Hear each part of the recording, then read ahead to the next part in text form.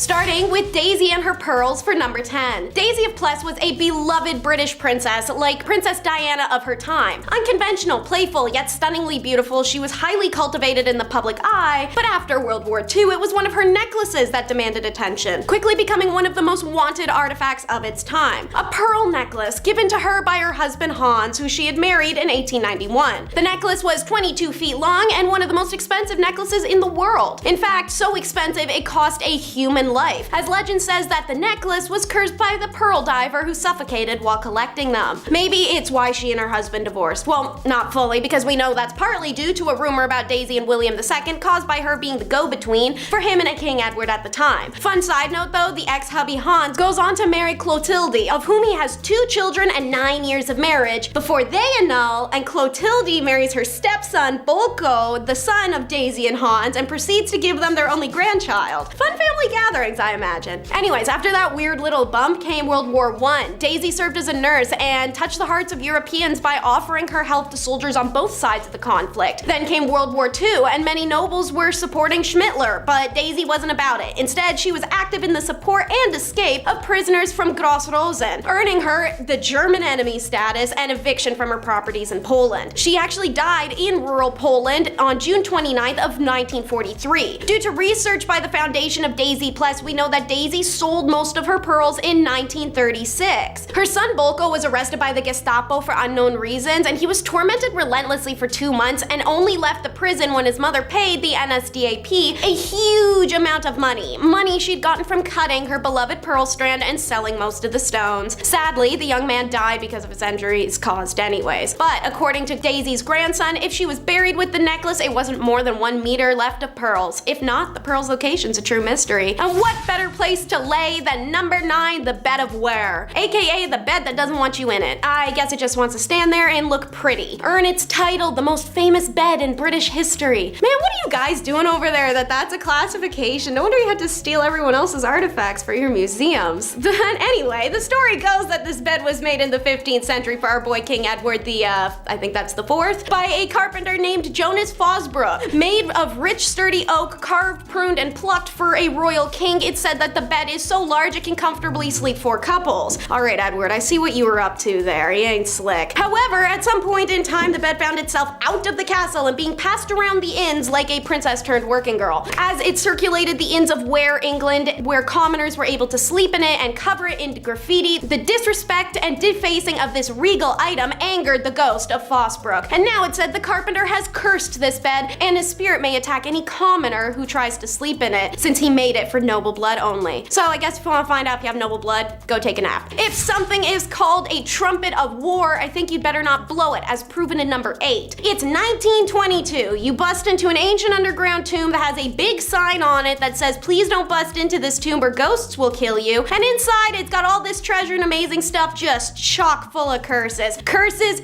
everywhere. But you see 2 big ass bronze horns literally called trumpets of war, and the light bulb that goes off in your head is, I'm gonna play these for the world to hear on BBC radio. Anyways, yeah, these excited dummies decide to take an item that the Egyptians used as an announcement of war and death, and literally a horrific guttural wail of a sound, and play it for the world in 1939 on BBC radio. And it seemed that the universe took that announcement quite seriously, as it was only a couple months after that World War II broke out. Naturally, as the deaths of those on the excavation team were being chalked up to a curse, so was this. Moral of the story, stop touching Tut's stuff and get out of his room. Let's talk about a cursed amethyst for number 7. Shout out to all my amethyst birthstones, call them purple pals. Anyways, this cursed rock starts its life in the temple dedicated to the god Indra in India. Shocker! Seeing as pretty much every cursed gem out there, such as the Hope Diamond or the Kohinoor Diamond, is stolen from India, it's almost like there's a correlation between stealing gems and then the gems becoming death herring spite rocks. Who do you know? Anyway, so a British soldier, Colonel W. Ferris, snatched the stone and his health immediately goes to crap and he suddenly starts to go broke. He dies and the amethyst goes to his son, who then also loses all his money and becomes terminally ill. In an attempt to recover, he sends the stone to his friend to hold onto it, which the friend does do, right up until they take their own life and mail it right on back. The stone bounces to 19th century polymath Edward Heron Allen. He was skeptical at first, thus why he accepted the stone when many wouldn't, but regretted that quickly as his luck became unfathomably bad, even extending to family and friends such as a close acquaintance and professor professional singer who lost her voice one night after visiting and seeing the stone. Her and Allen tried to get rid of it as a result, throwing it in the canal, selling it, but it continuously returned to him. After the birth of his daughter and not wanting to take any risks, he decided to have it stored away in a bank vault inside 7 locked boxes with a note of strict instructions not to remove the amethyst until 33 years after his death, and his daughter could never hold or touch it. Less than a year after his death, however, his daughter donated the amethyst to the Natural History Museum. Next up is all too famous. It's the Terracotta Army, number 6. Many scholars believe that the Terracotta Army was never meant to be seen by the living. For centuries it existed as a myth, but the sudden discovery of a warrior by the farmers seeking groundwater unearthed a literal necropolis, and since then it's been nothing but a curse to those who found it and their community right nearby. Qin Shi Huang feared death and became obsessed with finding the elixir of life. Unfortunately, he thought murk was one of the key ingredients. Instead, it's what kills him in his late 40s. But by this time, he'd long prepared his tomb. It took 36 years and 700,000 workers to create the massive underground bunker that contained over 8,000 terracotta figures. The Chinese government has no intention to open the tomb until scientists can find a way to keep it preserved in the process, but they access and study what they can. Meanwhile, the men who discovered the warriors told Swiss News in 2013 that many of the older people in the village believed that disturbing them would bring misfortune. When the older ones saw these statues of gods and the bronze objects we had dug up, they weren't at all pleased. They said they were part of the local feng shui and that digging them up would do no good to either the village or to us. For the 7 men who encountered the Terracotta Army, this was downright prophetic. As news spread of the emperor's tomb, the government came to claim their farmland and demolish their homes for excavations, museum space, and souvenir shops. Among the well diggers, one took his life, while others died in poverty or had to resort to signing books about the discovery for meager pay. This king's wealth caused a gold fever, number 5. 363 Lydian artifacts, all dating back to the 7th century, are found in the Usak province of Turkey in 1966, and all 363 pieces have been nothing but trouble since. Now called the Kuron treasure, it's also known as the Croesus treasure, in reference to the Lydian king from the 6th century BC. No matter what you call it, locals only call it trouble. Lydia was a huge Iron Age kingdom existing from 15th to 14th century BCE to almost 545 BC, but by the 1st century BCE, almost all of their culture and existence was lost. The Karun treasure is automatically a massive historical, well, gold mine. It was discovered, retrieved, and sold by the villagers of Midiki, which after the government had to play track and trace to get it back. The battle between the Turkish government and the New York Met Gallery lasted from 1987 to 1993. When the Americans lose, they send back all 363 pieces, or at least the Turkish government thought. Turns out the old switcheroo was pulled, and in 2006, one of the artifacts is identified as a forgery. Now, nobody can say for sure how many are fakes. So, what is the curse connected to the famous treasure? Gold fever. Legends say that people get sick from the treasure, and they can't apparently stop themselves from trying to get a piece of it, meaning they'll do just about anything, including a decade-long legal battle and swapping out the real pieces for forgeries, or 43 years after its discovery, the director of the Usak Museum being arrested under suspicion that he had stolen some of the artifacts from the collection, or the 9 other similar arrests that have been proven to date. Stairwell to maybe heaven is number 4. Don't know if it qualifies as a artifact, maybe a super large object, whatever. It's the Queen's House of Royal Museum's Greenwich, home to the first geometric self-supporting spiral stair in Britain. An absolutely hilarious note about this property is that also kicked off the curse of the Loveless Palace is that the house was commissioned by King James I in 1619 for his wife, Anne of Denmark, as an elaborate apology for him swearing at her in public. If anything, I believe his verbal response to be quite measured considering his wife had just accidentally shot one of his dogs. So, the Queen, however, fell ill and died in 1619. At this point, the first floor was completed and hastily capped off. During the reign of Charles I,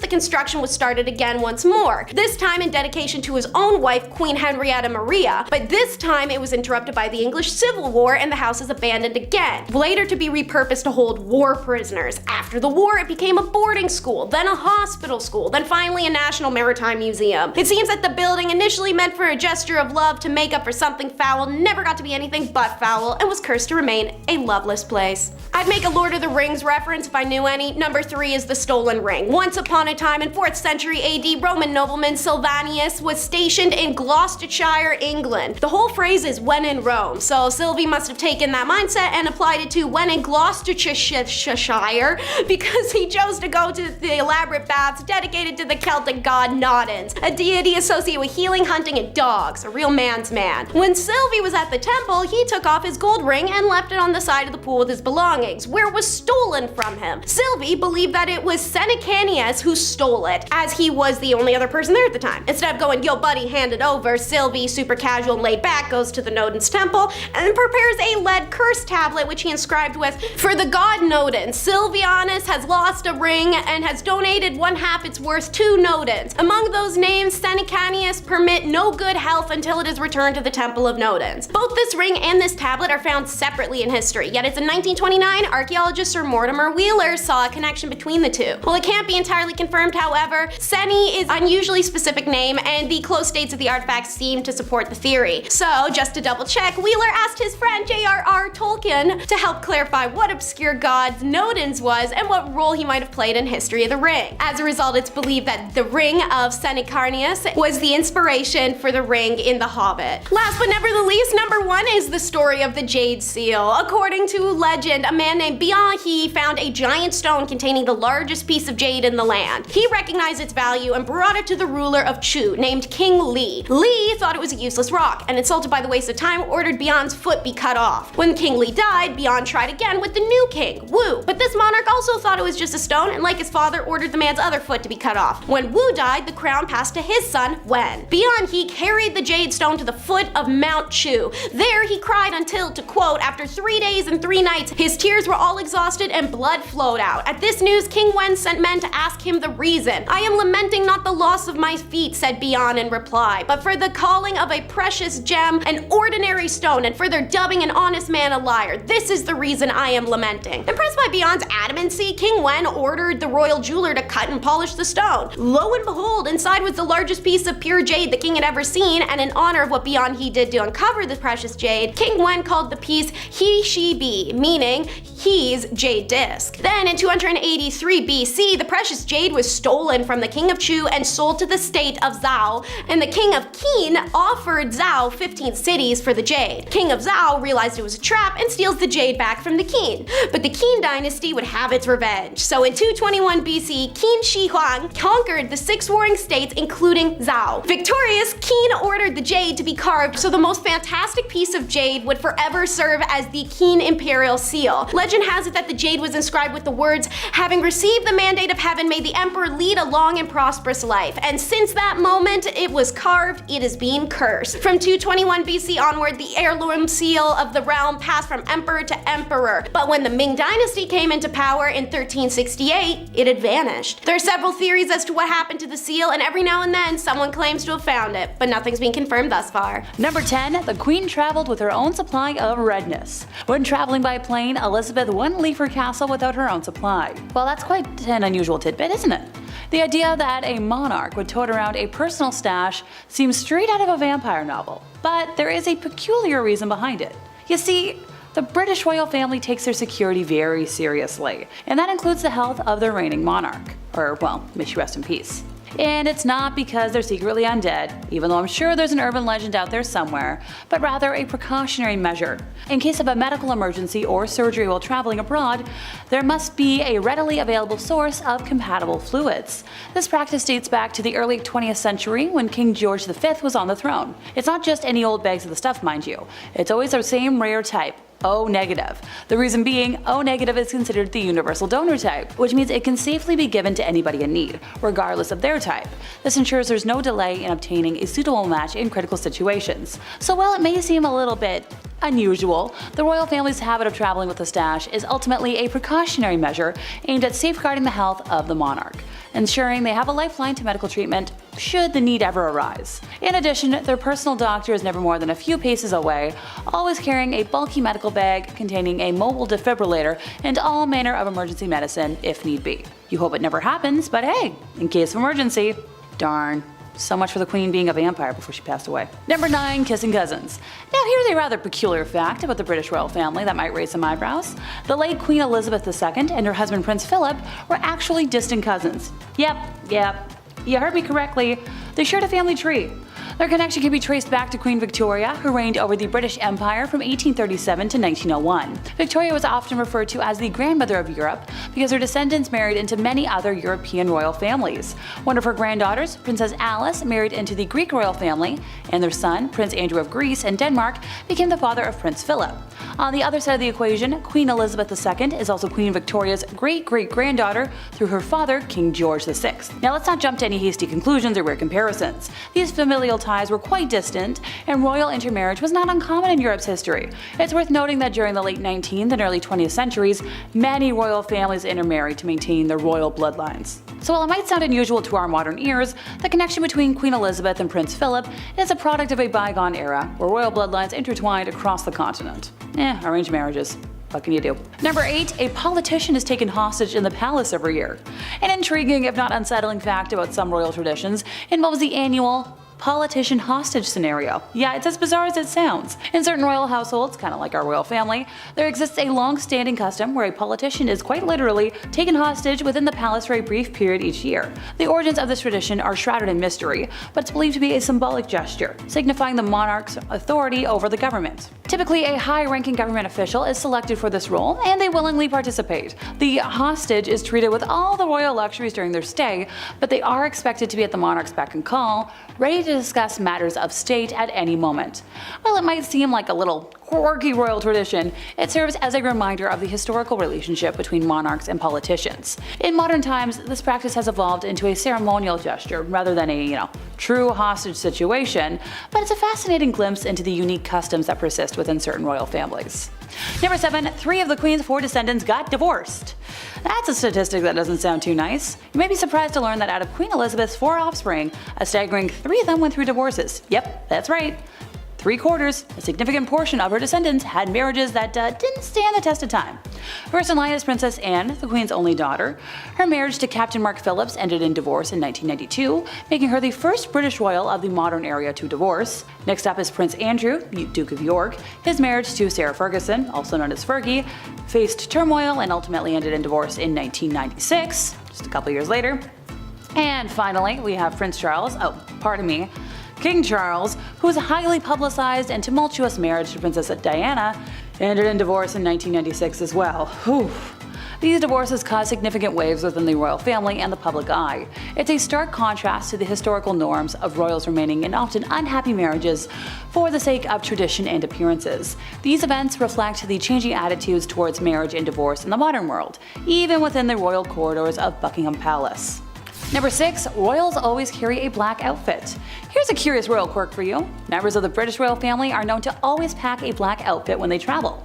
It might sound eerie at first, or gothic, but there is a practical reason behind this tradition. The reason for this is to be prepared for the unexpected, specifically in the event of a sudden death within the family.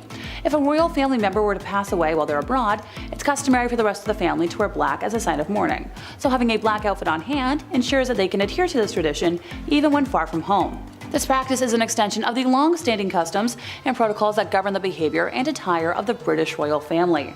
It highlights the importance placed on maintaining a dignified and respectful image in times of crises, even when traveling to far-flung corners of the world. While it might seem unsettling, it's a reminder of the weight of the responsibilities and the traditions that continue to shape the lives of royals today. For example, was there ever an instance when this didn't happen? Yep. In 1952, the Queen was in Kenya with Prince Philip when they heard the news that her father had sadly passed away. She had brought a black dress with her on the trip, meaning she had to wait on the plane for one to be delivered, so that she didn't arrive in the country wearing, unsuitable clothing. Ever since, don't forget the black dress! Number 5. The Queen had weights sewn into her headlines. So picture this, the regal, poised figure of Queen Elizabeth II, adorned in her elegant outfits, but what you might not know is that hidden within those impeccable garments were weights. Yep, weights sewn into her clothes. But why would the Queen, or any royal for that matter, resort to such a seemingly unconventional measure?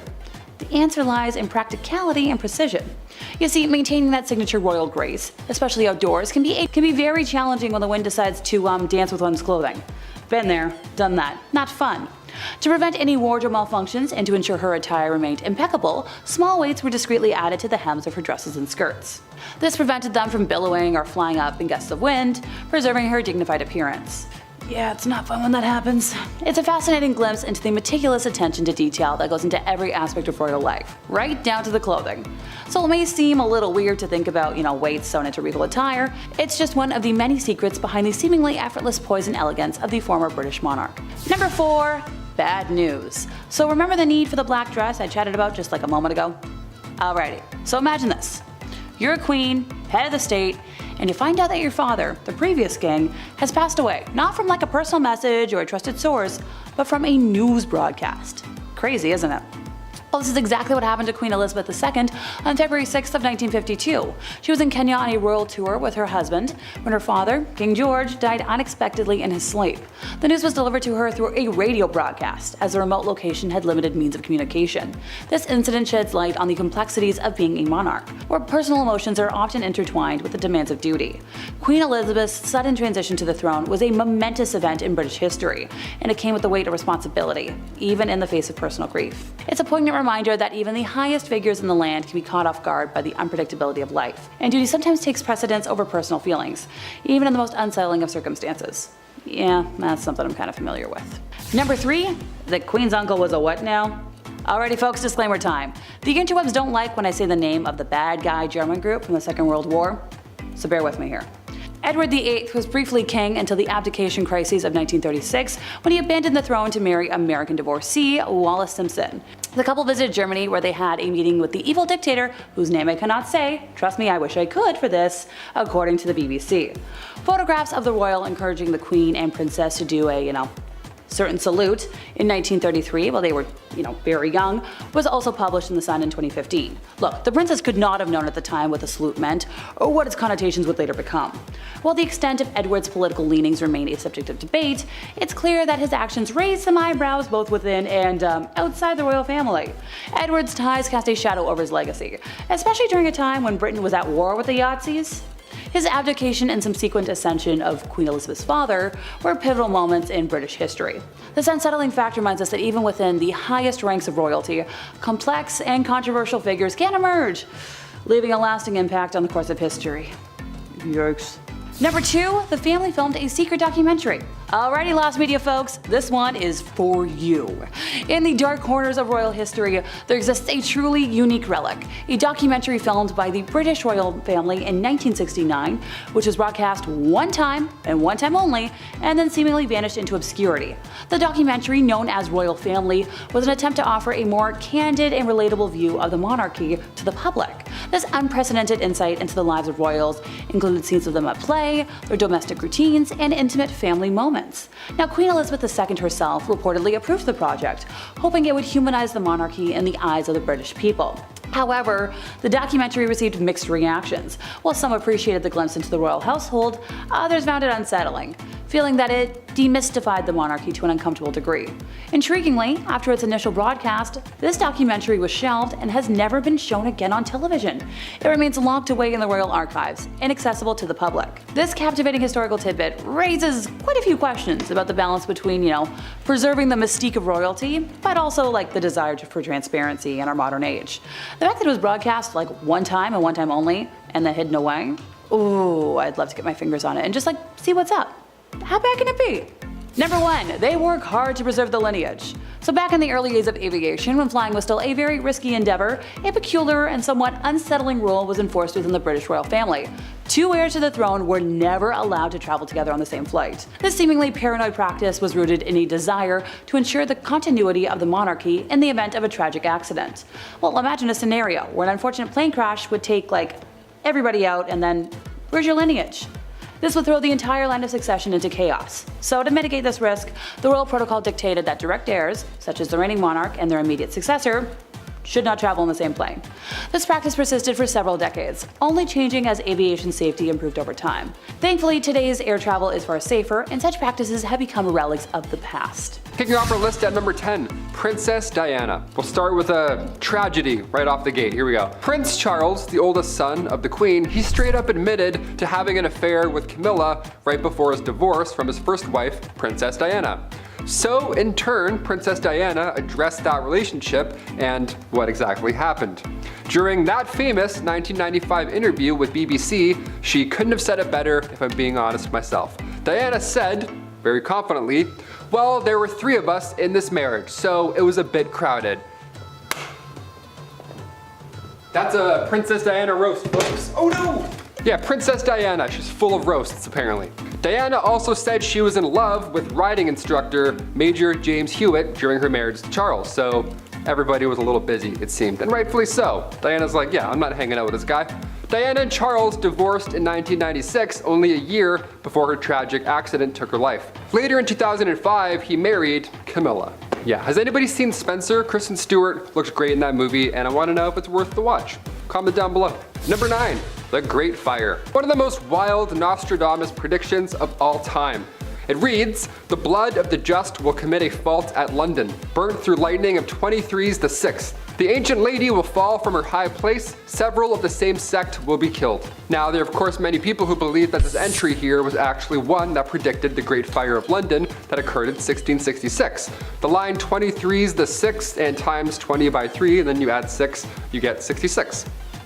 Right? Quick math. But most importantly, it may also mention London and the royal family. And in real life, this fire did affect them as well. Also, it is said by many that the reference to the lady here is another term for the kingdom, the lady.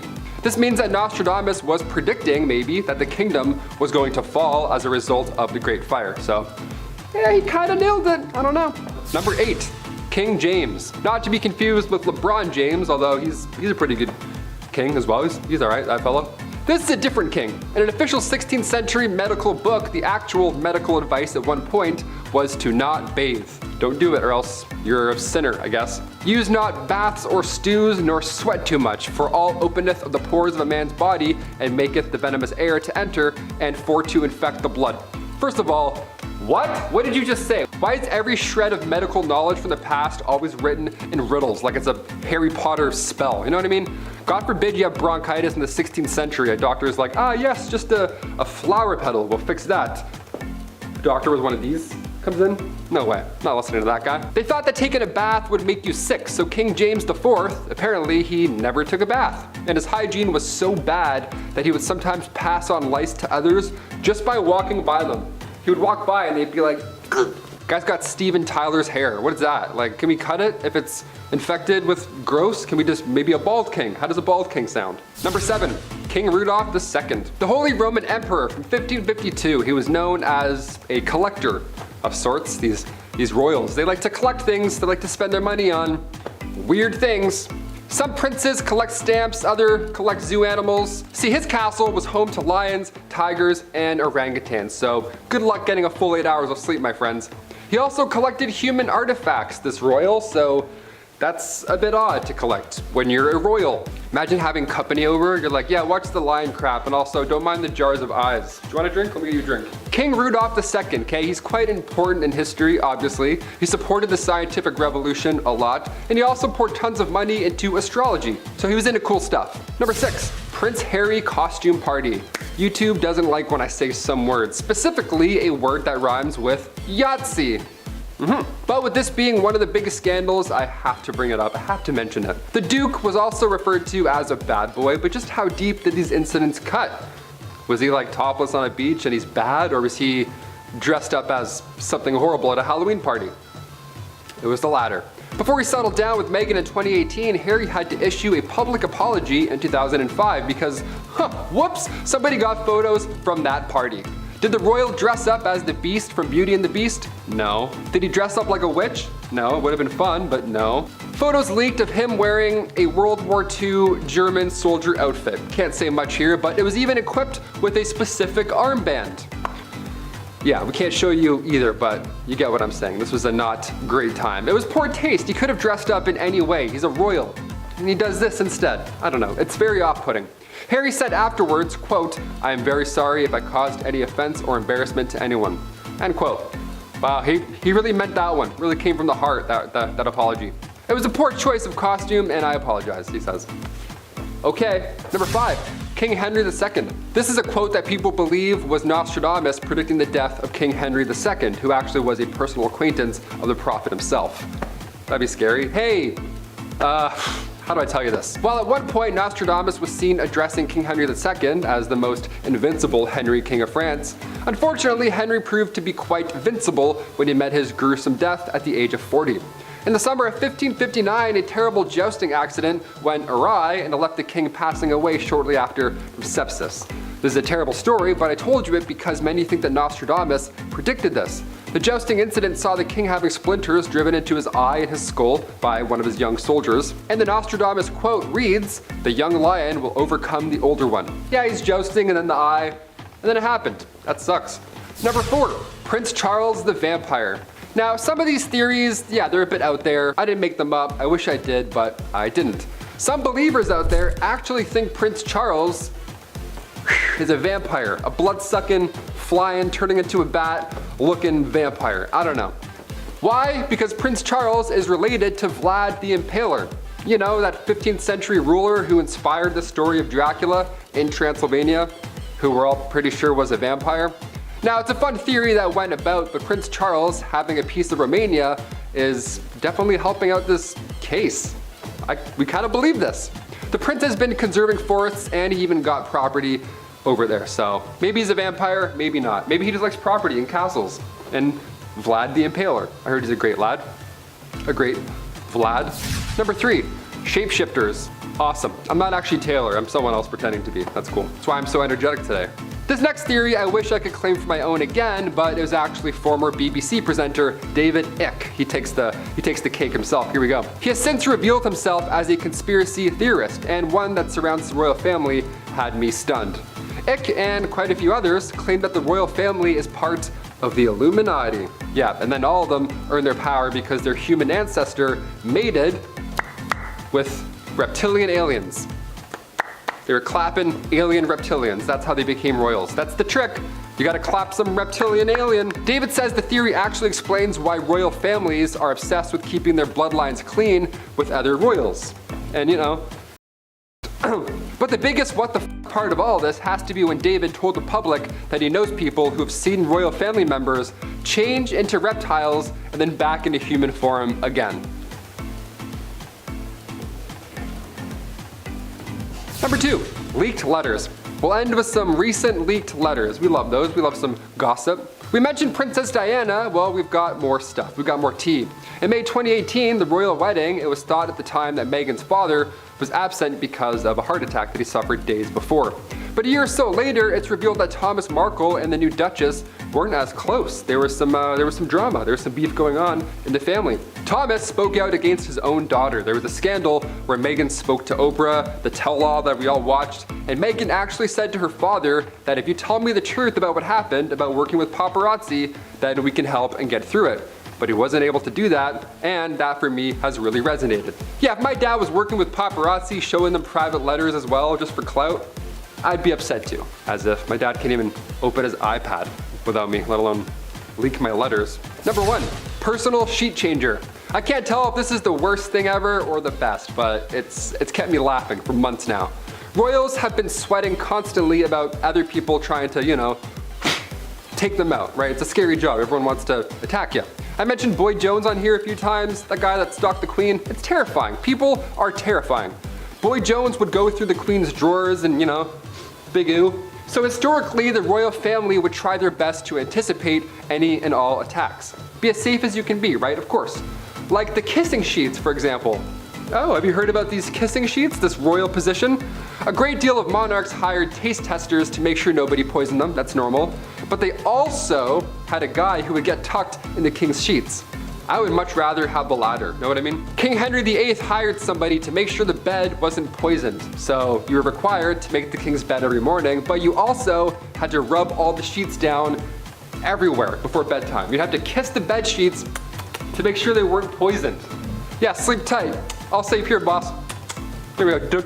Don't mind the old medieval dad breath all over your pillows. You're safe for the night. That's so gross. I can't even sleep in a hotel sometimes, let alone some dude. Mwah, mwah, mwah, mwah. Mwah, mwah. I'm like, what are you doing? Get this guy out of here. Why is he kissing my bed? Clothes as well. That was also touched. Maybe not kissed, but it was for sure touched. Guys wearing my clothes in my bed, kissing my sheets? No way. I think I'd rather get poisoned. Take my jeans off, get out of there. Number 10, King Edward VIII. Directly after his father died in 1936, King Edward VIII took the throne, right? That's pretty normal. But the tides quickly turned when, less than a year later, he renounced his position. Now, this was of course a huge scandal right off the bat. This is not something that's taken lightly in the royal family. Turns out the woman responsible for stealing his heart was that of Wallis Simpson, America's socialite who had already been divorced once before and was at this point working through her second divorce. So you can only imagine how everybody reacted at that point, right? Oh, how dare she? His proposal to Simpson, of course, caused social and political backlash. The Church of England wasn't so chill with Edward marrying someone who had already been divorced.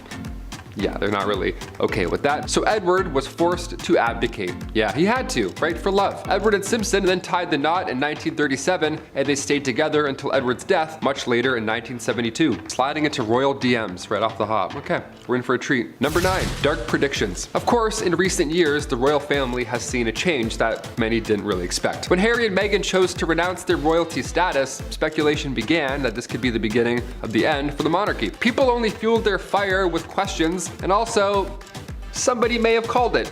Yeah, Nostradamus, he may have predicted this entire event. One of his predictions literally reads, at the end of the war, the great powers change. Near the coast are born 3 beautiful children. They will ruin the town when they come of age, they will change the kingdom, and they will not see it grow anymore. Now, Harry is only one of 2 children, so I'm not sure if the, quote was talking about him and his siblings, or if it has more to do so with some other royal family members, but either way, there's some people who take Nostradamus' words very, very seriously out there, so I had to include it. Maybe there's something there, I don't know. Maybe there's something we haven't quite breaking down yet. That's why we need National Treasure 3, Maybe this is the plot. Number 8, King Henry II. While we're on the topic of him, could Nostradamus have actually predicted the death of King Henry II?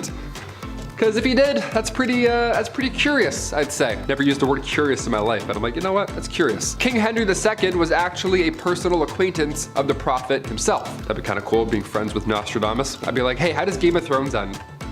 Please. While at one point in history, Nostradamus was seen addressing King Henry II as the most invincible King Henry of France, unfortunately, Henry proved to be quite vincible when he met his gruesome death, might I add, at age 40. Yeah, in the summer of 1559, not a great time. A terrible jousting accident went wrong and it left the king passing away shortly after from sepsis. This is a terrible story, but I have to explain because, it's history and, well, that's what we're here for. The jousting accident saw the king having splinters driven into his eye and then his skull as well by one of his young soldiers. And the Nostradamus quote reads, "The young lion will overcome the older one. It says he will pierce his eyes through a golden cage." Okay, already we're a little bit spooky. And that 2 wounds will ensure a cruel death. So I'm not saying he predicted it, I'm just saying,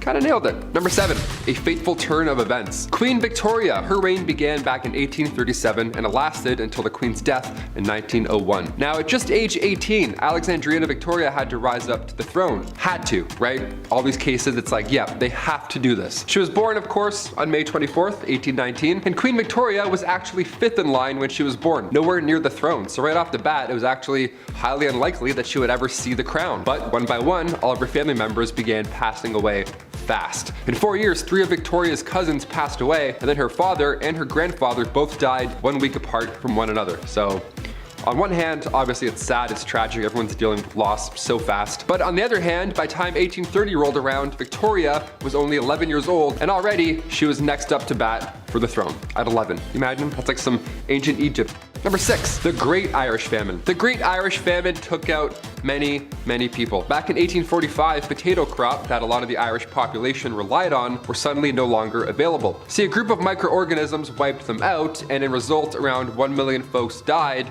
or had to leave. Now, it was draconian law and British ruling at this point that made the exported food hard to reach people. That's where things stopped. This famine led to Irish independence, of course, and anti-union movements, and the show Victoria pulled back 0 punches in 2017, where an episode showed the true happenings behind the Great Irish Famine and the role that Queen Victoria played in coming to the aid of her then subjects. It was the death of at least 1 million people. This was a very dark 7 years in Irish history. Historian Christine Keneally spoke out and says, quote, "There is no evidence that she had any real compassion for the Irish people in any way." Yikes. That's a historian saying that.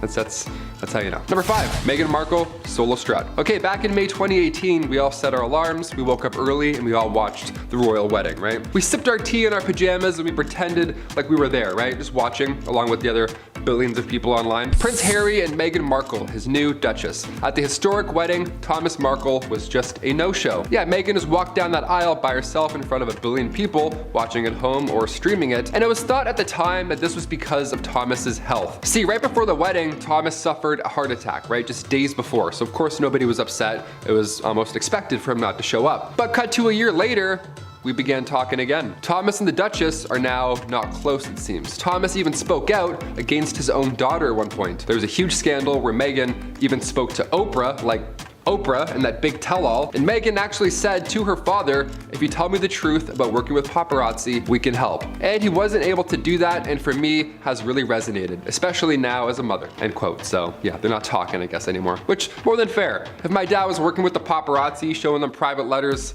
I'd be a little pissed too. There's no way though, the guy can't even unlock his email, let alone sending one? No way. Number 4, Prince Charles and Princess Diana's divorce. Prince Charles, the oldest son of the Queen, straight up admitted to having an affair with Camilla Parker before his divorce from his first wife, of course, Princess Diana. Imagine having this is crazy. A princess? You cheated on a princess? That's insane. So in turn, Princess Diana addressed the relationship and what's happening during, that famous 1995 interview with BBC. She couldn't have said it better, if I'm being honest. Diana said herself, quote, "Well, there's 3 of us in this marriage, so it was a bit crowded." Yeah, end quote. There's no better way of putting it, I think. It's a pretty baller way of saying it. I don't know. I haven't said baller in like 13 years, but I'm like, you know what?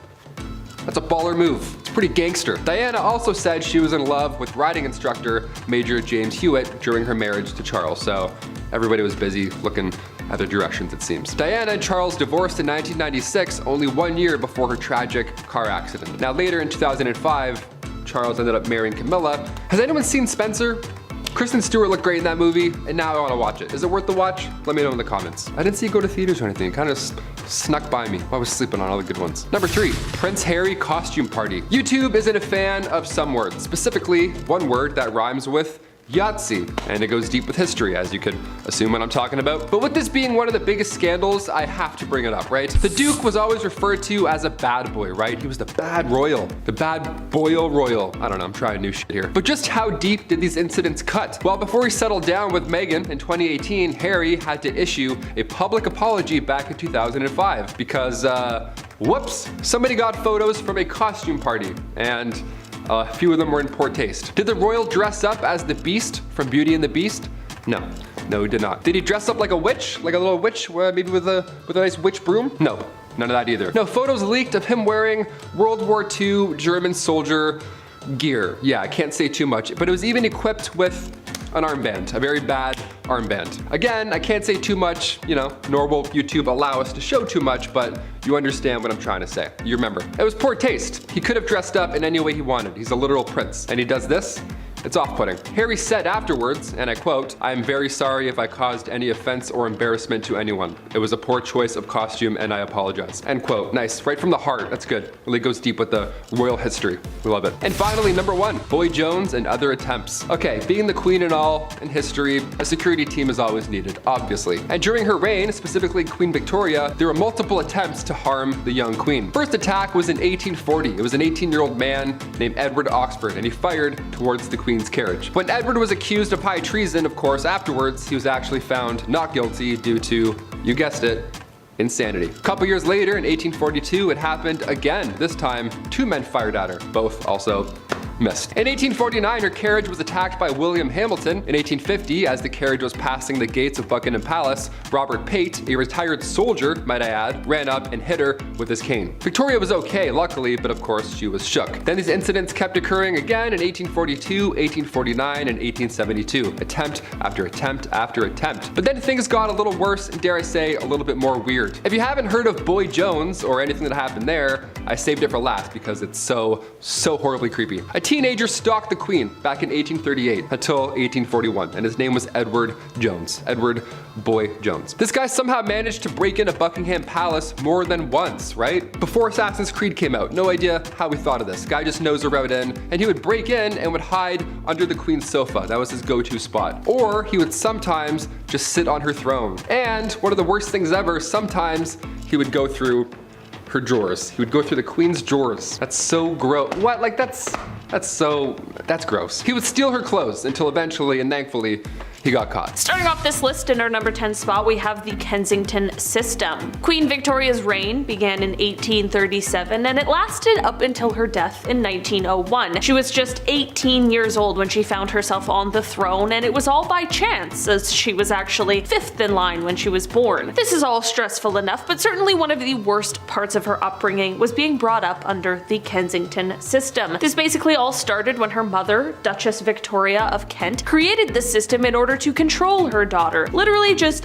isolated her away from all of her friends and even from other family members, and apparently this was done to keep her quote-unquote pure. The Duchess would monitor her every move, she would decide who she could see and who she could speak to, and Victoria only had 2 friends she could play with growing up, one being her half-sister and the other being her mother's attendant, Sir John Conroy. Victoria was even forced to share a room with her mother until she was queen. She couldn't even walk down the hall by herself. In the end, Victoria placed a lot of blame on John Conroy for manipulating her mother. She even called him the demon incarnate. In our number 9 spot today, we have the royal affairs. There have been many rumors over the years about the royal family and their extramarital affairs. Okay, I'm not saying it's a tradition, but it happens a lot, and I'm saying this goes way back. So far back that one of the first accusations of this within the royal family dates all the way back to Henry VIII and Anne Boleyn. Since then, it has only continued with people such as Princess Margaret and Peter Townsend, Princess Anne and Commander Timothy Lawrence, and of course King Charles and Queen Consort Camilla, just to name a few. The latter of those definitely being the most famous, especially when the now king was confronted about it by his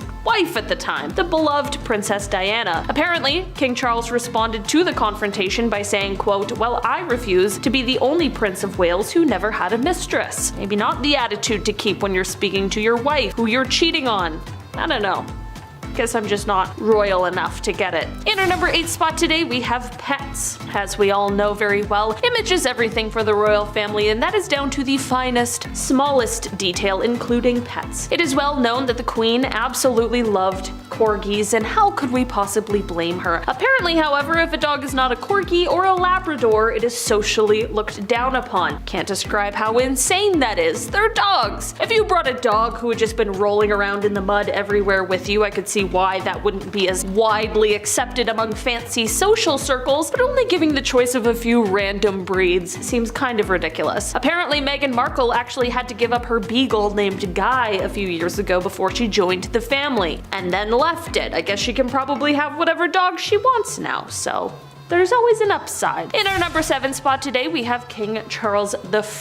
Okay, this is one that goes way back and it really creeps me out. So King Charles I, right now we're on the 3rd, so we're taking it a couple back. King Charles I was tried for treason after the Civil War, and he ended up being beheaded in 1649. I guess in the 1600s everyone was beheaded, so this wasn't necessarily abnormal, which is certainly weird, but that's a history lesson for another day. The weird part of this, however, is that apparently his head was sewn back on his body so that he could sit for a portrait, or it was perhaps supposed to be a sign of respect. Either way, it's very weird and very gross. I feel terrible for whoever's job it was to do that, and I also feel bad for the artist who was forced to paint that. Talk about traumatic. It does certainly make sense though that people say that Charles' ghost still haunts a building, because there is no amount of haunting that could make up for being beheaded and then having your head sewn back onto your body. Okay, why'd we do the first part if we were gonna do the second?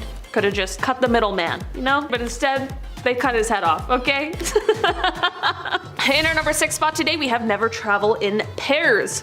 This is one travel rule that certainly makes sense, but it is really dark when you think about it. This rule is one that the British royal family, and honestly many people who can afford this sort of luxury safety, do nowadays. This tradition and rule is one that means that any heirs to the throne are not allowed to travel together. This is of course in case some sort of accident happens. Not every heir to the throne would be injured or perhaps killed. It's definitely very smart and sensible, but it has got to be grim, just constantly preparing for the worst thing to happen. It is of the utmost importance to the royal family that they preserve the line to the throne. Like I mentioned before, however, other people are now taking a page out of the royal book and are using this travel rule where possible. In our number 5 spot today, we have the black outfit. Another travel rule that the royal family must follow is in regards to an item that they have to bring with them on all trips, whether business or pleasure. It is pretty unusual to see the royal family dressed in black, despite when a specific occasion calls for it, but every time they travel, they're required to bring an all-black outfit with them. This is to prepare for the worst case scenario. If they are away on a trip and somebody important to them passes away, they need to ensure that they are ready with the appropriate clothing for when they're able to touch down on their home soil. This is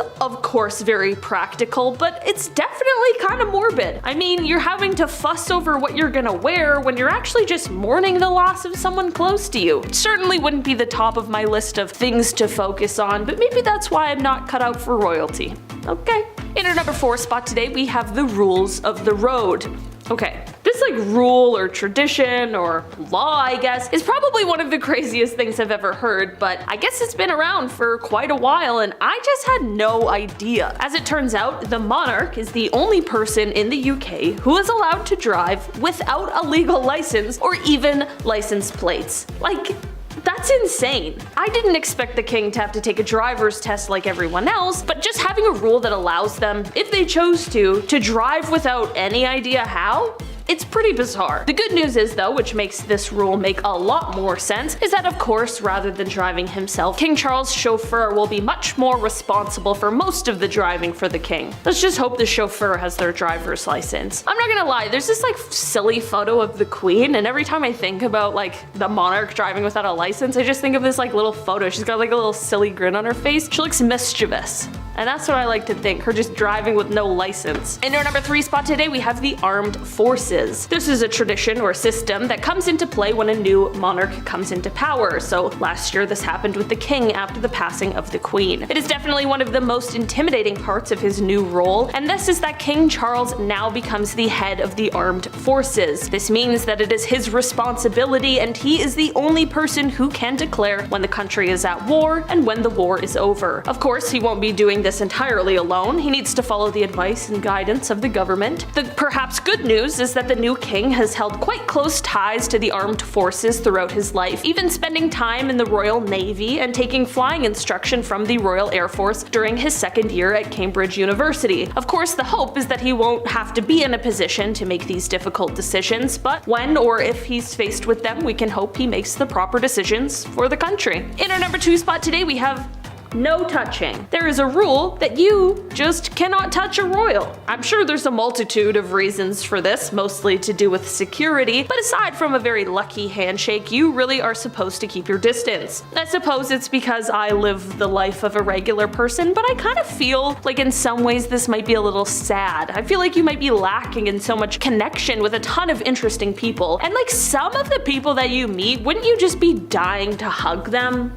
You know, apparently this is part of the reason why the queen always wore gloves. She of course shook a lot of hands while making her royal appearances, and the same will likely go for the new king. Maybe he'll take up gloves as a fashion accessory, just like his mother. And finally, in our number 1 spot today, we have the church. So we talked about the armed forces, and King Charles won't only be the head of the armed forces, but he will also become the head of the church in England. Quite a jump from talking about war and being the one who makes those kinds of decisions to being the head of the church. church, where things hopefully are quite the opposite. This is a post that British monarchs have held since the church was founded by King Henry VIII in the 1500s, and it appears as though the tradition will carry on. In this role, it means that King Charles will be responsible for appointing archbishops and bishops to their role. The king will of course be advised in this role by the Prime Minister, and it is said that the king is religious in his own right and that he has already spoken about how his personal faith has informed his approach to leadership. Starting off our list today, we have the former king of Denmark, Christian VII, a man who spent pretty much his entire life acting like a child. Christian took to the throne at just 16 years of age in 1766, during which time he caused many a scandal and much chaos for his royal family members as well as his wife, his staff, and his people. Some of Christian's crazy quirks included inviting important guests and dignitaries to dinner parties, and then when the dignitaries greeted him and bowed, the king would hop over their backs as though he was engaging in a game of leapfrog. And once everyone was seated for dinner and the food was served, the young king would begin flinging the menu items around the room at his dinner guests. After marrying his cousin just 1 year after taking the throne, Christian would often run through the streets of his kingdom with his mistress, patronizing local shops and brothels in drunken fits of bad behavior. It is also said that at one point in time the young king built his own rack and ordered people to tie him to the device and flog him in some sort of strange pursuit of pleasure. Next up on our list today we have Emperor Zheng, another young ruler who partook in some pretty strange behaviors while in power. At the age of just 14, Zheng became the 11th emperor of the Ming dynasty in 1505 and ruled until he passed at the age of 29 in 1521. Uninterested in being a ruler at such a young age, an uninterest that would remain all the way into adulthood, the emperor assigned eunuchs to all positions of power and allowed them to run the government in his place. While ignoring his duties, the young ruler engaged in various lavish and outlandish behaviors and activities, which were paid for by the tax dollars of his people. If you are thinking that this is already sounding pretty bad, listen up, because one of Zheng's all-time favorite activities was raiding the homes of the wealthy, kidnapping their daughters, and then demanding a ransom for the girls' safe return. And anyone who disputed this reckless behavior was arrested, tortured, and executed.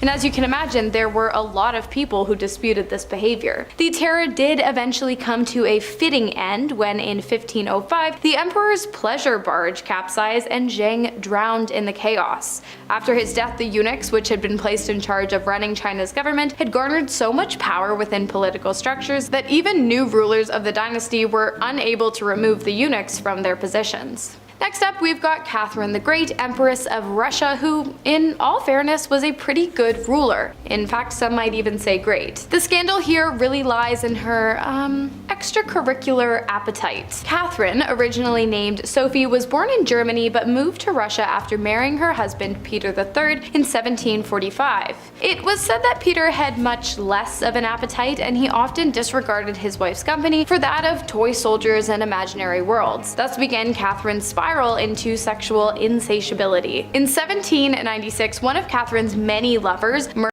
Peter, and she took her position as Empress of Russia. After stepping into power at the age of 33, her desires for the company of men only grew, and she was by no means frugal towards her lovers either, gifting one with 1,000 laborers and declaring another king of Poland, who she eventually declared war against after a pretty fierce lover's spat in which Catherine accused him of being unobedient. The story of Catherine's death has been quite disputed over the years, but one version tells that she met her end during a zealous rendezvous with a palace horse. Historians, however, maintain that she suffered a stroke on the toilet and died the following day, which is the most likely but a far less interesting explanation for sure. Next up, we have Justin II, Emperor of Byzantium, which at its peak included modern-day Italy, Greece, Turkey, as well as some portions of North Africa and the Middle East. During Justin's rule from 1565 to 1578 AD, he was prone to acting up. He was known for constantly trying to bite officials of the court, making animal noises at passersby, and hitting people at random, unprovoked times. Many officials of the court would take turns pulling the mad emperor around the castle in a wagon in an attempt to calm his nerves,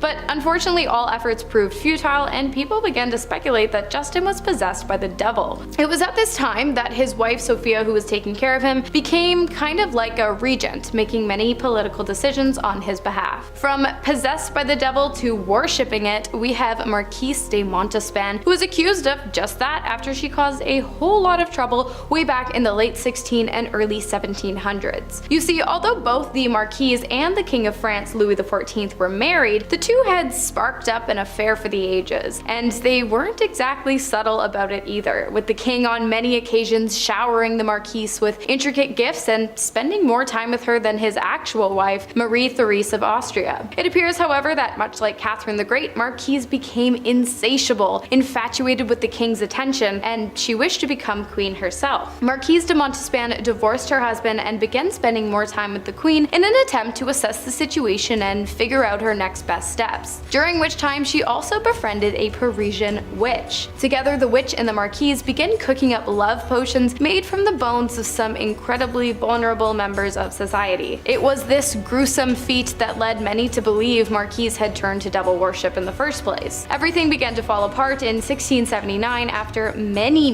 members of the court experienced poisoning, and the two women came under investigation. The witch was burnt at the stake, while Marquise ran for the hills, in which she ironically spent the rest of her days living in a convent. Next up, we have Peter the Great, who was a pretty interesting guy, but unlike Catherine, he wasn't really all that great, or all that liked by the Russian people, over which he kept rule. While he has been credited with leading widespread reforms that led Russia to become one of the leading powers in Europe, he was less than empathetic in regards to his subjects. John Evelyn, an author in the 1600s, recounted a time he had invited Peter to stay in his home, saying that the Tsar of Russia, along with an entourage, trashed the author's place, destroying portraits and priceless family heirlooms, tearing apart the gardens, and soiling at least 12 blankets, whatever that means. Perhaps though the strangest thing that Peter did was implement a beard tax, in which he required the country's residents to either shave their faces or pay a fine for their insubordination. His members of staff, however, were not given this option and instead were lined up to have their faces shaved by Peter himself. It is important to note that during this time it was believed by Russia's Orthodox Church that having a bare face was a sin and went against God, but Peter insisted, saying that the new look was a necessary sacrifice in order to keep up with the trends of the more advanced Western Europeans.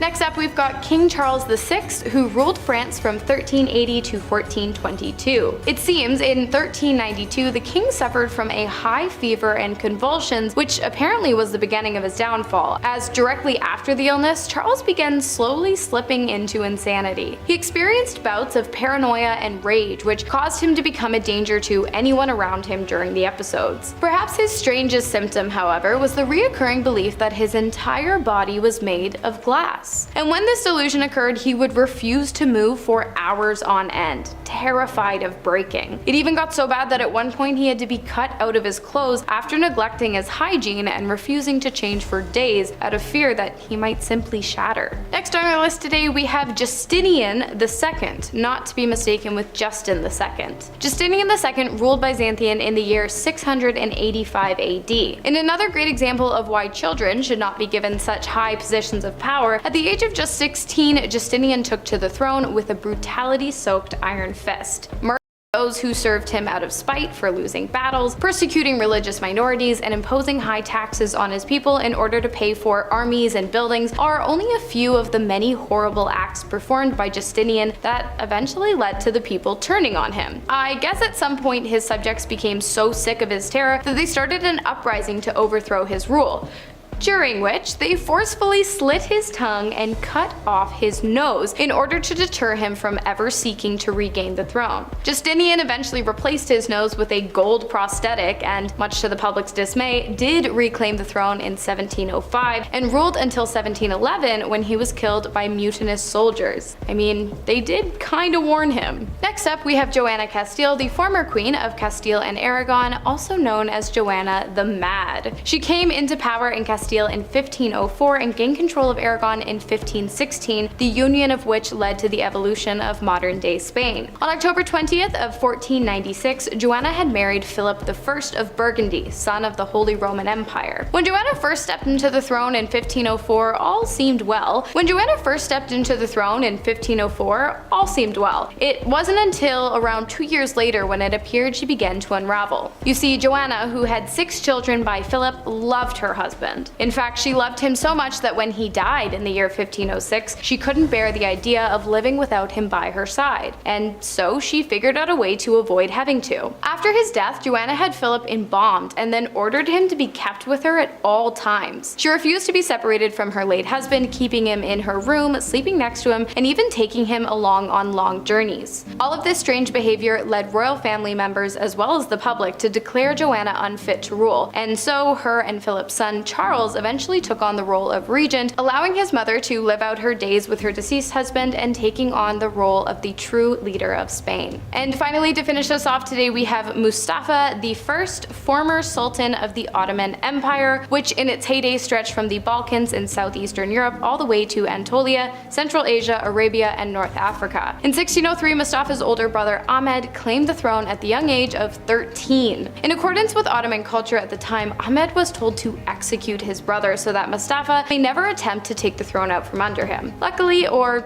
unluckily, I'm not really sure, Ahmed refused to take the life of his brother, but instead locked him in a windowless prison cell until Ahmed eventually passed away, at which time Mustafa was forced to step up and assume the throne. Unfortunately, however, by this point in time, after having spent many years in maddening solitude, Mustafa was in no way fit to rule, and was soon replaced by his nephew Osman. When Osman passed shortly after his coronation, Mustafa was once again instated as ruler. This time, however, he refused to leave his cage, and so he had to be physically removed and placed on the throne. Mustafa spent his second rule feverishly scouring the castle for Osman, believing the former king to still be alive and begging him to come back to the throne. Eventually, this became too much for the people to handle, and once again Mustafa was removed from his position of power and sent back to his prison, where he later died of a seizure due to madness in 1693. Number 10 is Eric XIV. That's a lot of Erics to get to 14, and it's a lot of paranoia in his case. The Swedish king survived 3 years of ruling before he lost his mind, first taking the throne in 1560 and then having his life taken in 1577. In 1563, when the crazy struck, Eric became violent and paranoid, rubbing his nobility and court members the wrong way until he pulled a daring move, imprisoning the Stur's noble family for allegedly plotting against him. However, he quickly came to the conclusion that the incarceration wasn't enough and decided to have them killed instead. Eric himself participates in their grisly deaths, and after their death sentences, Eric wandered outside to the woods and disappeared for 3 days. This led to open conflict between Sweden's nobility and Eric, who was eventually dethroned and imprisoned by his despised half-brother John in 1569. The former king languished in prison for the next 7 years before being put out of his misery in 1577. Turns out Eric's paranoia may have been onto something. After the 20th century exhumation, forensic scientists determined Eric died from his pea soup being poisoned. Number 9 is the Glutton, a nickname for King Afonso, also called the Grinning Moron. A nickname he earned from doing things like wearing 6 hats at once, tiered Mad Hatter style, or because he visited all the nunneries around to offer himself up as a willing bedmate. This is also the king who famously saw his 2 older siblings die, and instead of crying, he cheered and went, "Hooray, now I will be the king of Portugal." All of this perceived madness allegedly comes from how Afonso was ill as a child, and it left him partially paralyzed and mentally unstable. Unfortunately, he found pleasure in violence, and this made for a bad combination, especially when a local boy named Antonio, who liked to whip stones at people, offered the king knives and said he should join. Afonso's mother tried to stop her son, who now went out at night and tormented the poor villagers and forbade Antonio to enter the palace. Deprived from Antonio's company, Afonso became completely unmanageable and refused to eat food like a brat, so they let Antonio back in. He soon established himself in a room next to Afonso and began to lead the king on nightly excursions, jumping respectable citizens and raiding taverns. This goes on for years until his mother dies and Antonio is sent away. Then Afonso focuses his attention onto food. At the age of 23, Afonso was incredibly large thanks to gluttony. He used to take his meals in bed and usually ate and drank so much he was sick afterwards. Ministers ruled on behalf of the screw-loose Afonso for years, but they still tried to make Afonso behave like a king. Told what to do, he did it. Told what to say, he said it. Still, his way of life infuriated the Portuguese clergy, so they find him a wife hoping it'd calm him down. Instead, they annul and she marries his younger, hotter brother, and the two begin planning a coup. In his final days, like many of the other monarchs on this list, he was confined. It was said he wore a groove in the floor from pacing since he couldn't do anything else. Number 8 is Snotty King. Unlike Afonso, who victimized the nearby villages, France's King Charles IX actually went after others in his court, including his sisters and even animals. Charles had a disfiguring birthmark between his nose and upper lip, giving him the nickname the Snotty king, and he was given to fits of rage and sadism, though he was a mama's boy to his regent Catherine de Medici, who literally ran this country even once the king grew up. In 1561, at the age of 10, Charles took the throne after all eligible heirs had died, through no fault of his own. As he grew up, Charles became tall and physically strong, but his physical and mental problems increased with age, and as one suffered, so did the other. Charles was unbalanced to the point of insanity, and his anger was solved through violence or death that only Margot, his youngest sister, knew how to calm. If she wasn't around, someone would hand him a bow and arrow and say, hey, go hunt some deer nearby. However, things like hunting and field sports didn't satisfy his bloodlust, and that's exactly what it was, bloodlust. To quote Charles himself, he preferred to use the knife because he liked the blood and wanted to see it spurting out of animals. Shudder. So he fed this lust by dismembering domestic animals. He also liked lashing people until they bled, or going down to the blacksmith to beat out weapons for his armory until he was prostrate with exhaustion. Then he'd go use them on more animals, or people. Number 7 is Fyodor the Bellringer, who was the son of Ivan the Terrible and wasn't thrilled about ruling and left most of it up to his brother-in-law Boris Godunov. This would-be ruler is remembered for having next to no neck and spindle legs that made him shuffle in a stooped manner. That and his glazed vacant gaze paired with a permanent guileless smile that was variously ascribed to religious ecstasy or simple-mindedness, depending on the observer's point of view. Suffice it to say, even Ivan the Terrible knew his son was missing a few screws. So, anticipating his own death, Ivan had tried to smooth the path for his humbly gifted son by creating a 5-member advisory council to help him rule, which is how Boris ends up in charge. Because Fyodor didn't just not know how to rule, but he wasn't interested in doing so. In the 16th century Russia, feeble-mindedness was considered an especially inspired and childish form of wisdom, a foolishness in Christ. Apparently in the olden days, Russians characteristically looked at these persons with respect, if not reverence. This is why, unlike so many kingdoms on this list, Fyodor wasn't just tossed in a room and left to rot. Homeboy actually dies peacefully in his bed. Fyodor spent most of his time praying, visiting monasteries and churches throughout the realm, and of course, what he was named for, ringing the bells that called the faithful to mass. Number 6 is Maria of Portugal. She starts as Maria the Pious, the first undisputed queen regent of Portugal and the first monarch of Brazil, who spent the first 10 years of her reign as an eloquent and respected leader. Then 1786 rolls around and she needs to be carried back into her castle due to a random state of delirium that hits her. Unfortunately, that wouldn't be the last. In 1786, Maria loses her husband/uncle, her eldest son and heir, her only daughter, and then her confessor consecutively. Maria had already been in a fragile state, but their losses caused her to nosedive into religious delirium, convinced she was going to hell for the sins of her father, claiming to see his black and charred corpse dragging itself along hallways of her home, or in her mind's eye, being tormented by demons. Visitors to her apartments would complain that they were tired of her constant screaming and wailing, which was only amplified by the bloodletting that was meant to cure it. According to some reports, she also became rather fond of wearing really tiny clothing. Number 5 is Charles the Mad. There's many crazy rulers named Charles. Maybe it should have been written off as a royal name at this point. But this Charles may have been mad because of schizophrenia, which nobody in his time would have understood or treated accurately. Honestly, much of the same can be said for multiple rulers on the list, as their afflictions were caused by mental illnesses and not always by the fact their parents were also their aunt and uncle. Charles didn't really become crazy at any given point, rather grew into it. He believed he was made of glass, liable to shatter at any moment. To prevent himself from shattering, the king had iron rods sewn into his clothing, the world's first Iron Man, so suck it, Tony Stark. In 1392, Charles attempted to kill his own friend and then got confused as to what was happening while he did it. Coming to, he thought someone else had jumped his friend, so he took an army after the supposed perpetrator. Then he falls back into the same weird state he was in when he tried to kill his friend in the first place and cuts down 4 of his own men. The others have to drag their king from the horse to get him to stop, at which point he enters a catatonic state and has to be wheeled back to the castle in a cart. They concluded that he was probably just under a lot of stress, as it was the first time Charles had really shown signs of not being totally right in the head. In the following years, Charles would go through episodes of forgetting people's names, including his own, and the fact he was king, when he wasn't running through his castle pretending to be a wolf and howling at people. He was later removed from power for acting insane, but not dethroned, since Charles the Mad lived for some 30 years after his first fit of the crazies, while his brother started a civil war for his throne. Number 4 is the Zhengdi Emperor. This Ming Dynasty ruler is one of their most notorious. Unfortunately, not for good reasons to end up on this list. The Zhengdi Emperor was renowned for both his foolishness and his cruelty, despite making some major campaign and political decisions that benefited his country. When he wasn't, well,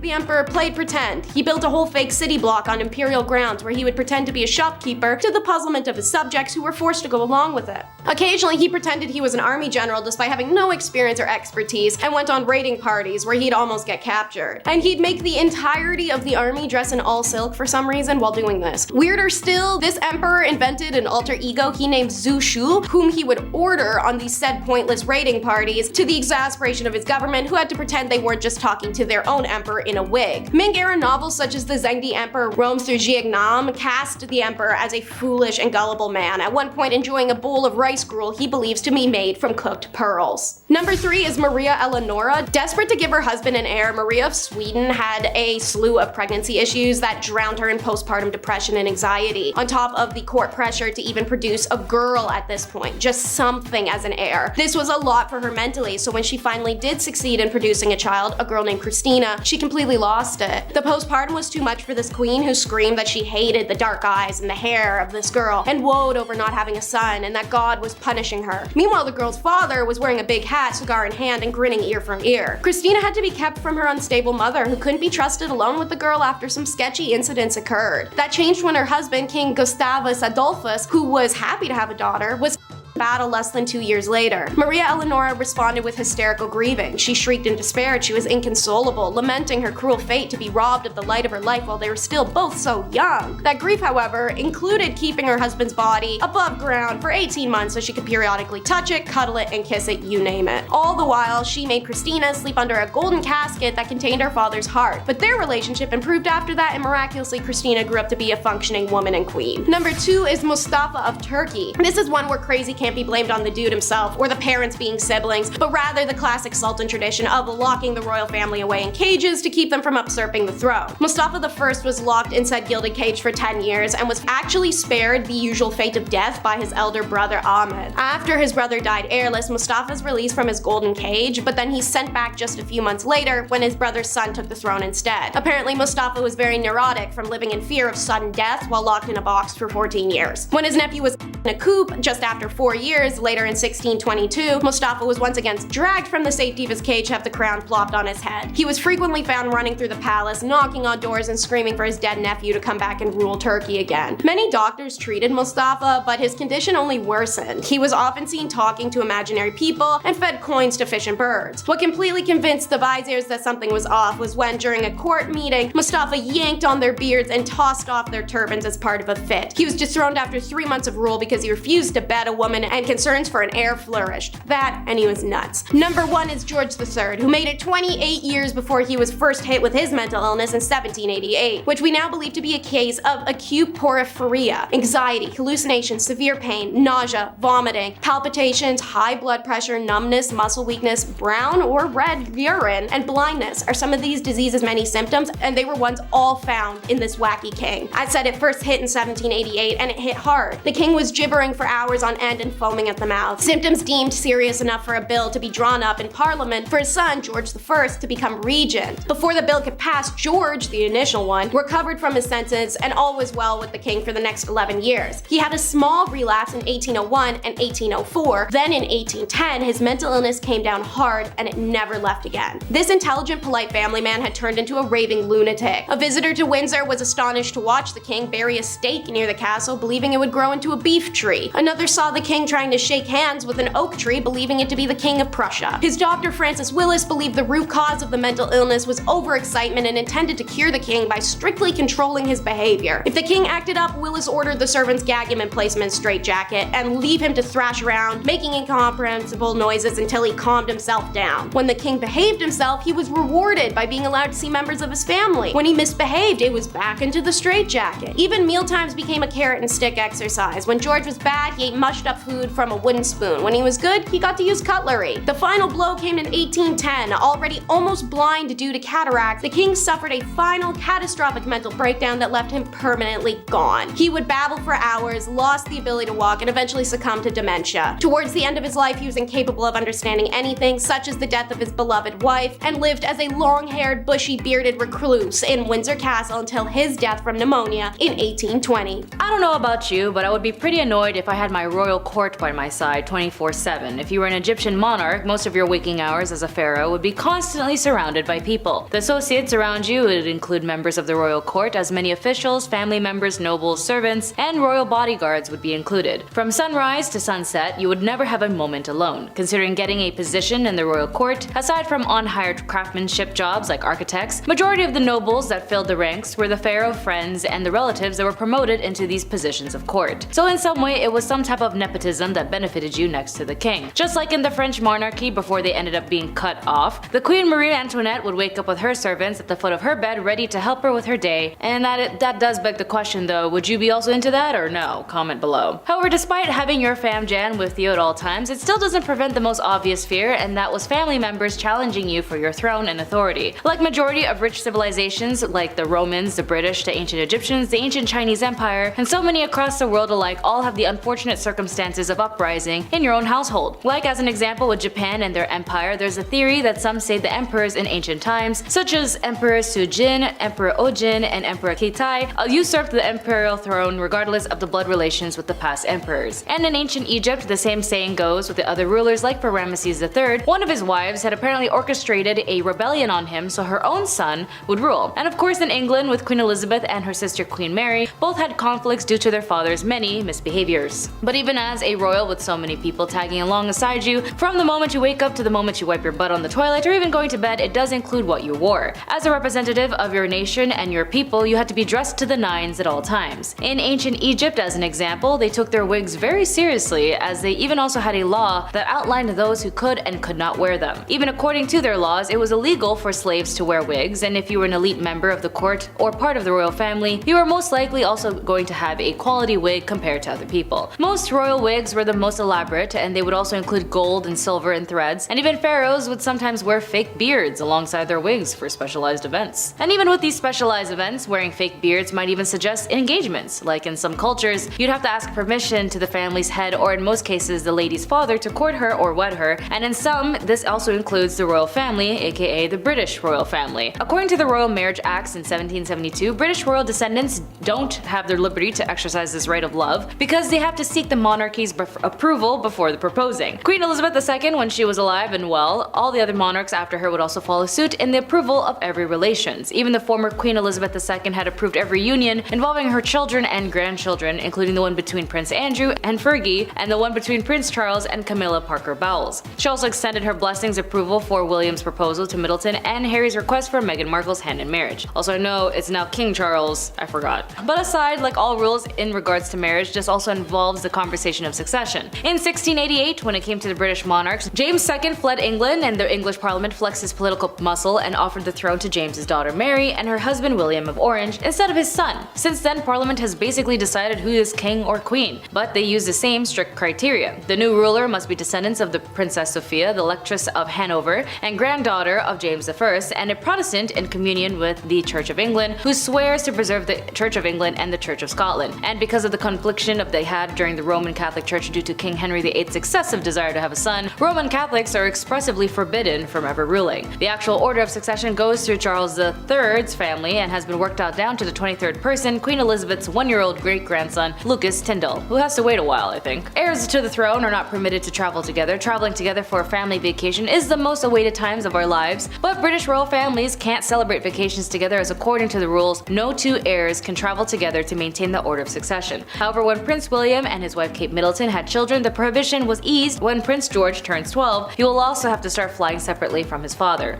The Cambridges also frequently flown from their children in the past, but typically received special permission from the head of state to do so. It is also a rule that royals must always carry a black outfit while traveling, and reason being is in case there's an unexpected death in the family. This way they can also be properly dressed to fit the somber occasion when they arrive back to the UK. This rule was created after the unexpected death of Queen Elizabeth's father, King George VI, as she was rushed home from Kenya and had to wait on a plane in London until someone brought her a change of clothes. According to Bustle, it also had been deemed inappropriate for Elizabeth to emerge in London in a normal dress after the death of the king, as well. Although it's not officially a rule, traditionally royals are expected to wear black only during funerals. Generally, it is also thought black is not worn unless it's in mourning, although Princess Diana, Princess of Wales, did occasionally wear it for evening functions. The National Geographic documentary of Diana, in her own words, is narrated entirely by the late princess, using rare audio recordings made by Diana in 1991. During one scene, Diana recalls a time Charles rebuked her for wearing a black dress during a royal engagement, and he commented she shouldn't wear it as black is only for the people who are in mourning, and she responded, "Yes, but I'm not part of your family yet."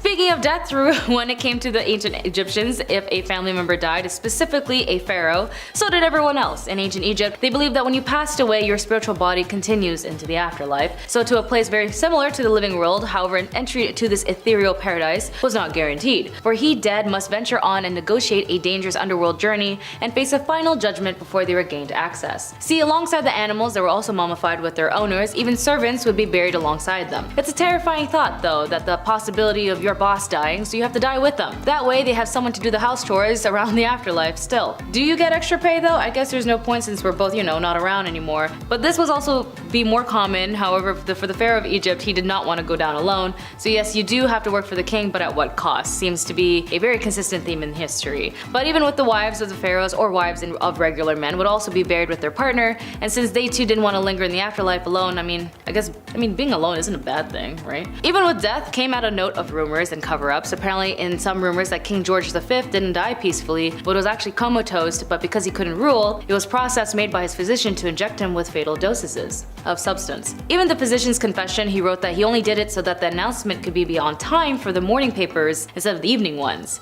And considering the traditions of wiping out monarchs for the view of the public, the Queen's first cousin had developments of disabilities that were shamefully hidden from the public and was assumed legally dead, when in fact this scandal exploded to the public that the royals just couldn't do that. Well, they could do that to their own members. But the thing is, it wasn't the first time the royals did this, as we know how progressive the world is now, I'm sure it wouldn't be the last. King George V, the same king who denied the Tsar of Russia, his own cousin, from amnesty from their own rebellion in Russia, he also tucked away his youngest child from the public because he suffered from epilepsy. And finally, one other odd tradition and more on the lighter side, I guess it is the Waterloo ceremony. Every year, the monarch celebrates the historic British victory of the Battle of Waterloo by having the Duke of Wellington pay rent. It was the first Duke of Wellington who, on June 18, 1815, led British forces to victory against Napoleon, and so as a thank you, the crown purchased a house in Hampshire for him. 8 dukes later, the person holding this position still resides in that same house. On June 18th of every year, the Duke of Wellington commemorates the Waterloo victory by paying a rent for the house, but it's not money, it's just purely a symbolic transaction because these people don't pay rent. They don't pay taxes either. During which the Duke gives the Queen a silk embroidered French flag. In the guard chamber at Windsor Castle, the flag is draped over a bust of the Duke of Wellington. Number 10, bad boys. Starting off pretty light before we get into the nitty gritty, because if you know me, you know I love exposing horrible people. Anyways, let's start with Princess Beatrice. She was once in a very aggressively intense relationship with a man named Paolo Luzzo, who apparently was a bad boy. But not just a bad boy, he was convicted of many dangerous crimes while they were together, and although Princess Beatrice's own mother tried to diffuse the tension, saying, "We all have our own journey and we all have to learn our own way, and many friends include Paolo." Keep in mind, she was 17 years old when she got involved with the 24-year-old, and as well, this 24-year-old Paolo was also involved in the death of a teenager. He was apparently on probation the whole time. In 2002, Paolo was charged with manslaughter, death of a fellow student over a drunk fight. Either way, Paolo admitted that after they split up that he wasn't actually in love with Beatrice the whole time. He cheated on her so many times while they were dating. To be fair, Paolo did ended up getting arrested in Australia in 2009 after he dined and dashed and crashed a rental Audi, and he was found with 2 grams of coke and not the cola, the other one. As for Beatrice, she got married to a man from a noble family and got a kid now, so good for her. It makes sense when you're a royal monarch that when you travel well. After all, there's a lot of rules when it comes to being a person of ultimate power. Like how they can't travel in twos in the same family, or they gotta have a funeral prepped outfit just in case someone dies while they travel. As for other things, they even have to carry their own personal blood bag. According to the Telegraph, the former queen and her son, now King Charles, always brought a personal blood bag just in case he traveled in countries that lacked blood supply. And no, it wasn't for eating or eternal youth. I know some conspiracy theorists are enjoying this, but this was just in case of an emergency blood transfusion was essential. All you needed was a doctor on hand, which is why the Royal Navy doctor accompanies every royal on their trip just in case. Considering the royal family had a lot of members that done a lot of outrageous things, including involving themselves in German dictatorship regimes in the Second World War, King George asked Britain's security services to put surveillance on his own brother Edward and his wife Wallis Simpson under the cognition of their sympathy for the regime. Even King Edward VIII, the former queen's uncle, was very close to his German cousins and their culture, which seems, of course, fine in that specific order, but a specific dictator did take over power in the 1920s and 1930s. Even Prince Philip had 4 sisters, all whom married German aristocracy, and 3 out of 4 were sympathizers for the dictator regime. Despite being British rule, the bloodline is roughly made up of half of German ancestors. Despite being the British rule, the bloodline is also roughly made up of half German ancestors. Number 7, Prince Philip is gross. Considering he was the longest serving consort in the British monarchy, he was super racist and problematic. Prince Philip was known to have an aggressive, unprompted, offensive remarks that's been noted for a really long time. And although at the age of 95 in 2017, the 40 years prior of his racist and degrading statements were always brushed off as meh, that's just Philip. And if you don't believe me, then again, why wouldn't you believe me? He is a British monarch whose family didn't disregard apartheid. He would say crazy things on a trip, like in China in 1986, he told British students if they stayed there longer, their eyes would become slit-eyed. With his whole chest, this man had the audacity to say so many insane things, like I don't think a prostitute is more moral than a wife, but they're doing the same thing. Told a 13-year-old he should lose weight if he wants to be an astronaut, and told a 14-year-old he looks like he's on. And he even asked a sea cadet if she worked at a. I mean, yes, it seems like a very clearly early 2000 Comedy Central type of skit, or something that one family member you have to warn other people to meet before meeting would say. But for a British royal, it wasn't really much of a dark secret of him being the way that he was, but man, people need to stop acting like these people are great people when they're just regular human beings just in positions of power just because they got a lot of money. And number 6, taxes. Speaking of money, you know when they say eat the rich, I think aside the rhetoric of it being a human eating another human, I think it's more or less on the fact that there is so much damn money going to rich people that they continuously find justifications to avoid taxes. Meanwhile, the average hardworking person struggles daily to make ends meet under a minimum wage while also dealing with the cost of living, including food, rent, commuting, and overall expenses increases. Not to mention, if you're a student trying to go to school, I can't imagine the tuition. As of 2023 in the UK, the national living wage is roughly 10 to 11 pounds per hour, but the price of rent average to the UK according to the Home Let Rental Index is about £1,283. So why am I mentioning this? Well, that's because the royal family earns, as of notive of May 2023, an annual taxpayer-funded payment known as the Sovereign Grant of £86.3 billion. Sorry, that's too much.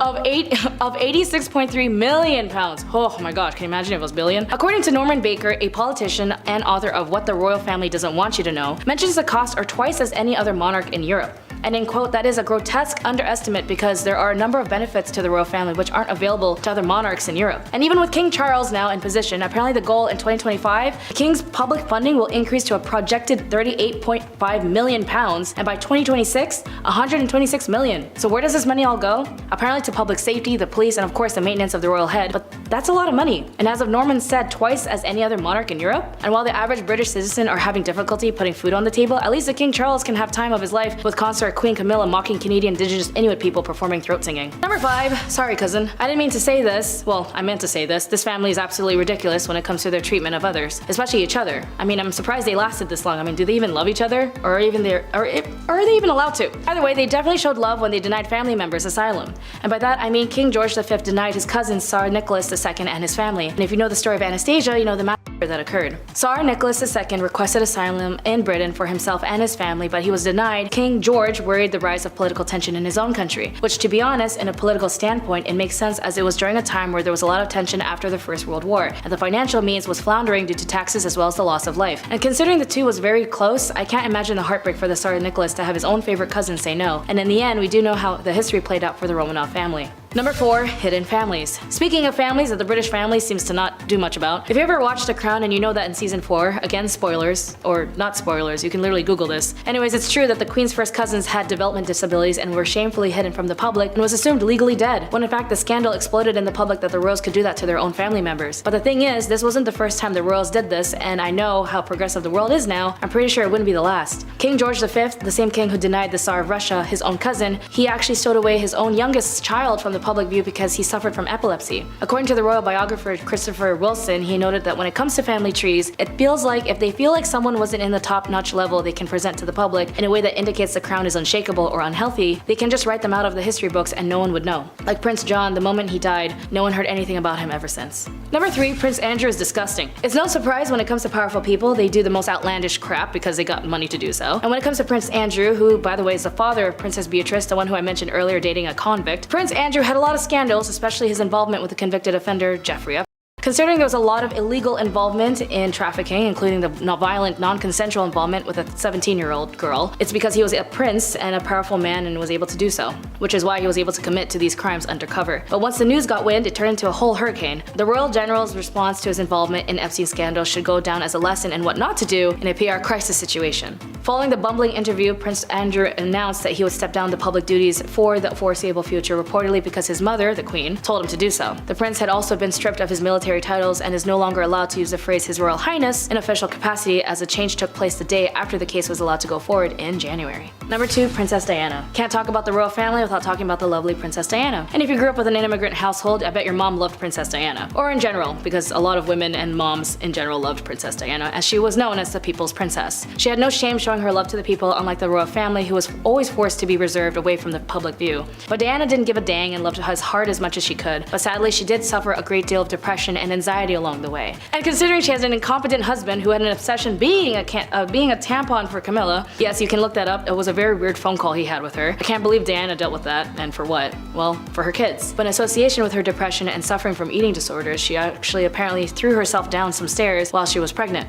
She was struggling to get Charles to pay attention and give her the affirmation she needed, and considering she was struggling, not just as a married royal who is also aggressively in the public eye, she was struggling to be even noticed as a human being in the palace. So she admitted she threw herself down the stairs. Charles didn't budge though, as he didn't care, as he went around horseback riding. And before some people think she was being dramatic, as someone who's certified in prevention, I can tell you the signs were there. In fact, I have close friends who were also pregnant fall to this level of graphic depression to the point we had to ensure emergency safety to them and watch them in order to make sure that they survived. So again, if you need someone to talk to or need help, just know there's always someone out there. Domestic violence is a real thing and no one should go through that alone. Number 1, apartheid. It's no secret that the British were involved during a time of apartheid. I mean, my god, it's the British. Colonization? Nah, so many. English in general is the most dominating language in the world, so it makes abundantly clear who's been going around conquering everybody. The apartheid regime brought soon a lot of tension to the royal relations. After 1947, members of the royal family avoided South Africa despite the Queen being sovereign until 1961. And although the former Queen Elizabeth tried to forge a close relationship with the late South African leader Nelson Mandela, when she died, South Africa's Marxist opposition party, the Economic Freedom Fighters, said, "We do not mourn the death of Elizabeth." They quote, "Our interaction with Britain has been one of pain, death, and dispossession, and of dehumanization of the African people." It said listing atrocities committed by the British forces in the late 19th and early 20th century, and the pain that lasted because of apartheid still lingers, but the revolution and constant upheaval from that struggle is why South Africa still remains strong despite its traumatizing history. After all, there's so many right now that have been infected by the British royal family's involvement in countries that they shouldn't